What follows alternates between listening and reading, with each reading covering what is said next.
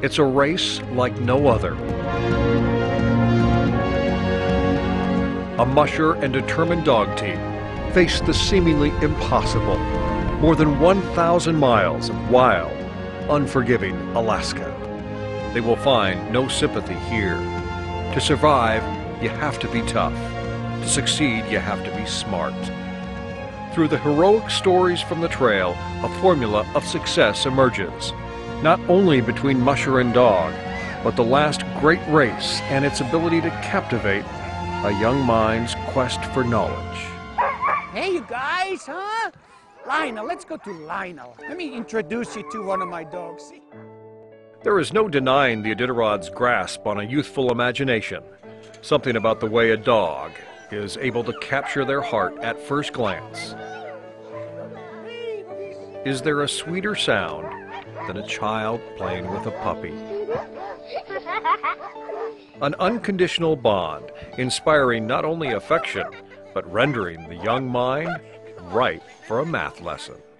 When we plan on going on the Iditarod, we plan on how much energy you think they're burning, and we have to have that all out on the trail. And that's a very scientific formula. To raise the temperature of 1 gram of water by 1 degree is called a calorie. Average sled dog burns more than 10,000 calories every day. That's cooking. That's like eating 30 Big Macs in a day. All of a sudden, math is fun. 2002, the fastest race ever run. Martin Boozer finished in 8 days. 8 days and 22 hours is right about how many hours you think? It's kind of hard to do in the head, but it comes out to about 200 hours. If you divide the distance by the time, you get the average miles per hour. It's an education formula that just works.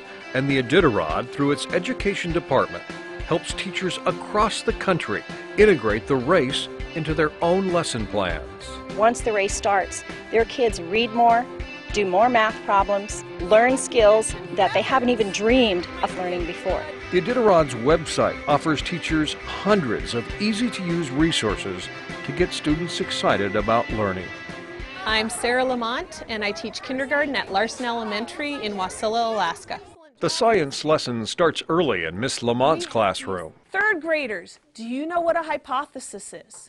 These third-grade students, with their kindergarten buddies, experiment to find out which material works the best in mittens. If the mushers use fur in their mittens, they will be warm. See?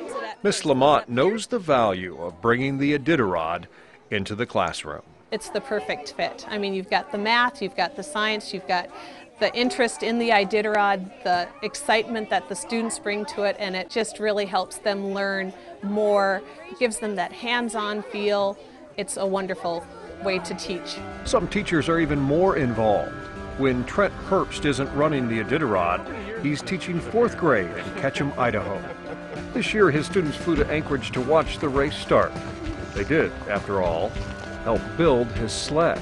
Well, we have to saw a lot of things and drill a lot of things, and yeah. We've been packing his food, we've been making his sled. It's just like the amazing experience ever. Ladies and gentlemen, we'd like to welcome you to our Iditarod Teachers Conference.